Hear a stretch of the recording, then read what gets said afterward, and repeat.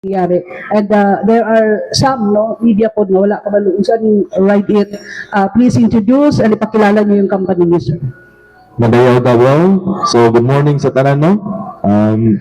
Salamat kayo po, Ma'am Ruth, first of all, kay appeal ni model sa Ride It. So, Ride It, proudly Davaoin niyo siya nga app.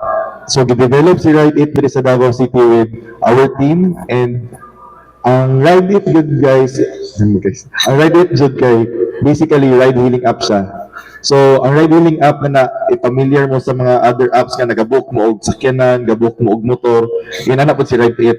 And proudly representing Davao City, first time nga magkaroon sa Davao City og ride hailing app nga para sa motorsiklo. So, naanatay accreditation gikan sa LTFRB Central Office. And proud to say na po gihapon nga first siya sa Mindanao nga na-accredit nga TNC or Transport Network Company.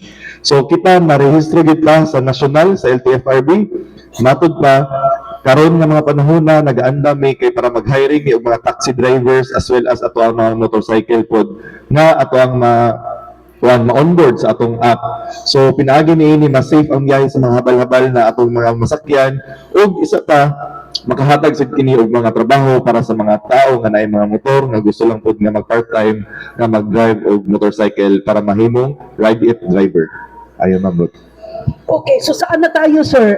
Nakakuha na tayo ng national certificate from LTFRB Manila. Do you need to have a document or permit coming from the LGU Davao, sir? So, for the LGU Davao po, before we have this accreditation sa national, ang LGU mismo, ang City Council mismo ang nag-endorse. So, na-ICP resolution for Ride It nga auto na-approve po mi sa Central Office. But for now, nagahulat mi nga namagoy ka ng among gikuan po ba, nag-letter request mi sa councilors po sa City Council nga ma-commendation po og ma-privilege speech si Ride It. So, nag-request mi kagahapon with the office of our good councilor, Councilor Jopet Baluran po, ma'am, sa Committee on Transportation. So saan na tayo, sir? Since may papel na tayo para sa operation ng Ride It, sir. So for now, ma'am, we will be announcing our hiring sa atong mga drivers and onboarding for the taxis as well. And later part na yan, since operation naman ang atong app, pwede po nga mag-download po sa itong app na kung gina-invite po ng tarang nga maka-download sa app para nga time nga mag-launch kami, magamit na po ninyo ang app, especially sa mga commuters na to, daily commuters. So for now, ma'am, ang atong timeline kay napala sa sa ato ang driver orientation programs po, napunta sa atong hiring po. And at the same time, after kasi naglipat big office man So gina-set up agad namo karon kay para maka-accommodate big mas daghan nga mga applicants po. So anong itsura, sir, ng app niyo? Basically kani mo ni ang among app, no, kaning nasa among tarpaulin. So very clean lang siya, and natay motor taxi, natay car, natay taxi pod, but kani siya daan ni siya namo nga kuan karon kay wala man gud nag-expect ba nga accreditation nga matag sa amoa is not only motorcycle, pwede din namo siya mabutang pati ang taxi, pati ang sakyanan, pati og ang motor taxi. So nag-wait lang gid ni guidance with the LGU so that pag-align mi sa mga programs ni LGU pod as well. Hopefully by March maka-launch naman together with the celebration of Araw ng Davao. Kaya this is proudly Davao, made for Davao, made in Davao, for the Davaoenos as well. Okay, made for Davao, made in Davao. Actually, sir, nakita ko kahapon yung launching din ng Move It sa Cebu. Yes, ma'am. Oh, so Davao tayo, Ride It. Davao tayo, Ride It. Bakit tayo nakakam up ng Ride It na name, sir? At bakit ganun po yung logo natin? So nice. Yes. So, ang logo natin, as you can see, Ride It siya, pero ang R is Eagle. Because Davao is known for our Philippine Eagle, di ba? So, Eagle na siya, guys, nga letter R. And, of course, Ride It, very, how can I say, very wonderful or amazing ang atong pangalan kay our team, composed of 5, kay gikan mi sa Reddit. If you know Reddit, itong app, kanang forums app, diha mi na buo nga team, nga taga Davao tanan. So, from Reddit to Ride It, no na siya nga anong Ride It among pangalan ng Blut. Okay. Sir, itong mga delivery services, parcel, so anong mangyari doon sa Yes, ma'am. Ang kani ma'am kay kuan siya delivery services gyapon ni siya, and ang nakagwapo ani kay amuha siyang gihimo nga mas legalized kay di ba pag mo reserve ka og parcel automatic ihatag ra man ta. So karon if mag-receive og parcel magpirma pa ka kay para ma-confirm gid nga na-receive gid nimo mismo. So ang allowed nato ni nga mga parcel ma'am mao ni ang mga gagmay small items lang nga pwede makarga sa motor. Oo. And ang kato ma'am, if maabot na ang time na maka full launch na may, ang next nato kay mo na to ang ato ang logistics, which is kung naka-pick up, pwede siya mahimong servicing drill, like naka-ipadala, mas dako siya nga mga parcels, pwede sa mga sakyanan, mga L3, kaya pwede siya tanan sa ride it kay appeal man siya sa ato ang accreditation.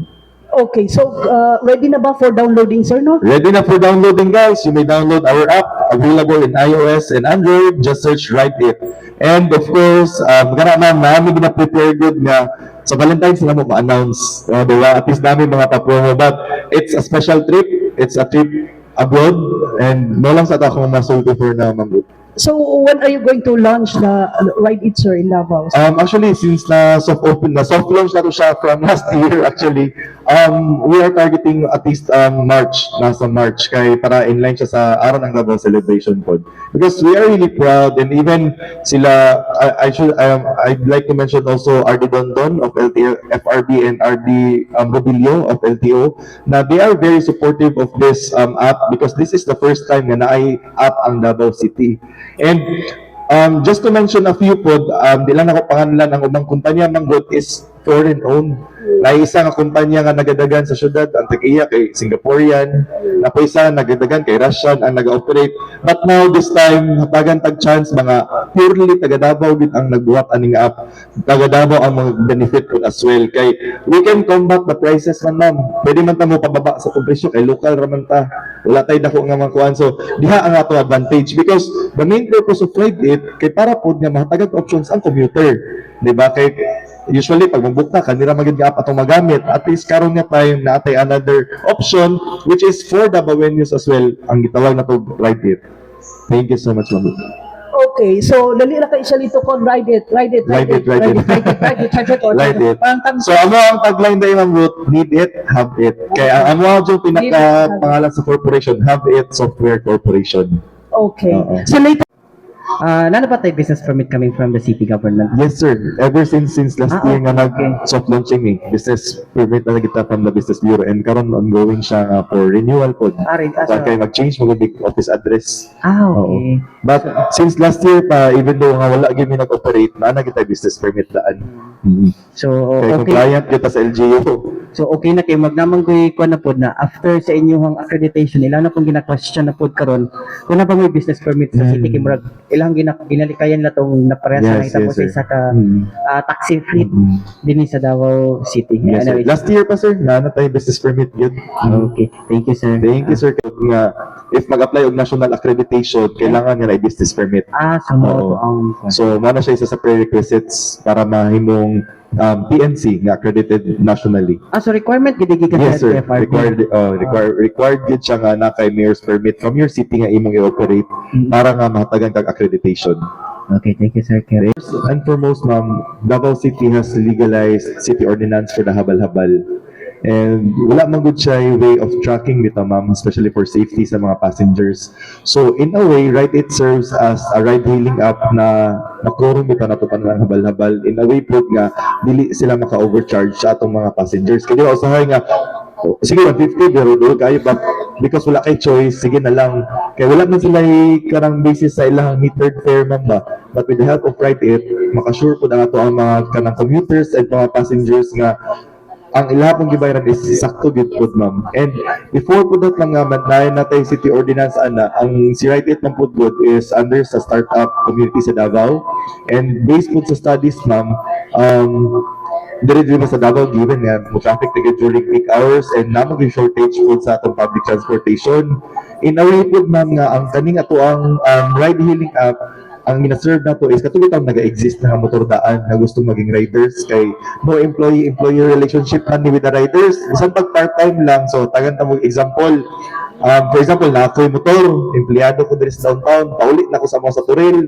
So instead of wala ko pasahero, unya na registered na ko sa Ride It, pwede ko nga mag-open og booking, and akong pilion nga booking kay pwede mo gud ma-choose imong location. So paulit na lang ko, nakasakay pa kog isa, nakatabang pa kog isa ka pasahero nga makauli. And Mag-my destination yes, ka. by destination siya, ma'am. So gwapo siya nga kuan for part-time na nimo kay syempre kinsa may muhatag nimo, niuli na lang ka na pa kay 200 at least mamasahe nimo og panggas. Okay na pod. Sir, mo na yung basis ha? Mo na yung study or napag yung nagkandak yung study? Nag-conduct mig study, ma'am, but aside anak, ma'am, kay because nag-exist man gud diri sa ato sa Davao City, ma'am, mga multinational company ba, wala gyud local.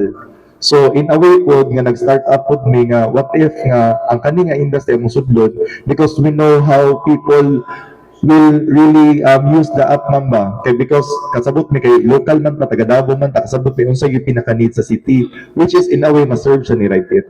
Kasi target ninyo na passengers. Passengers. So usually mga target passengers na students and mga BPO, kay usually di ba pag BPO wala na jeep kaayo, nya layo ba. So katong mga BPO po na to, mga users, ang kuan mo gud na to ani kay motorcycle man siya, so naka-radio siya ani, bisan pag nakasabalay, murag gyud po siya uban nga ride hailing app. Di na ako sa mention, but murag kabalo naman tatanang sa nature sa ride hailing, di ba? Inana gyapon siya, ma'am. But cheaper siya because masulod na to ang kuan, MC taxi. And as well, kana bitaw na sa mga subdivision, di ba na mga tricycle, nga usahay bisan pag during wee hours, labi na sa mga graveyard shift, di sila makapara dayon. And ang sarang may available sa city, taxi raman o car, at least karon nga na si Ride It, mas cheaper siya nga option. Sir, in terms of roadworthiness ng mga motorcycle, Yes, ma'am.